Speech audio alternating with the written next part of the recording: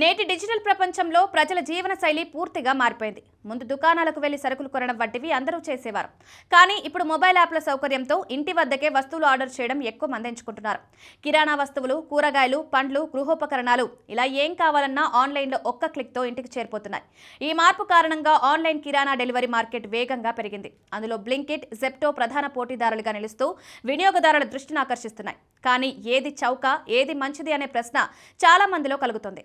ముందుగా బ్లింకిట్ గురించి మాట్లాడితే ఇది పెద్ద నెట్వర్క్తో పాటు బ్రాండెడ్ ఉత్పత్తుల విస్తృత లభ్యత కారణంగా ప్రజాదరణ పొందింది. పెద్ద బ్రాండ్ల వస్తువులు, ప్యాక్ చేసిన కిరాణా వస్తువులు, గృహోపకరణాలు ఇవన్నీ బ్లింకిట్లో తక్కువ ధరలకు దొరుకుతాయి. బల్క్ ఆర్డర్లు పెట్టే వారికి ఇది మరింత సౌకర్యవంతం. బ్లింకిట్ తరచూ క్యాష్ బ్యాక్ ఆఫర్లు, బ్యాంక్ డిస్కౌంట్లు, ప్రోమో కోడ్లు అందిస్తూ వినియోగదారుల ఖర్చును తగ్గిస్తుంది.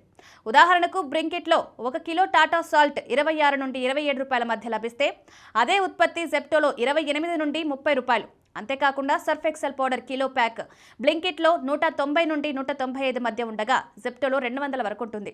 దీని ద్వారా బ్రాండెడ్ ఉత్పత్తులు కొనే వారికి బ్లింకిట్ మరింత లాభదాయకంగా ఉంటుంది. ఇక జెప్టో విషయానికి వస్తే ఇది ప్రధానంగా తన వేగవంతమైన డెలివరీ కారణంగా యువతరంలో విశేష ఆదరణ పొందింది.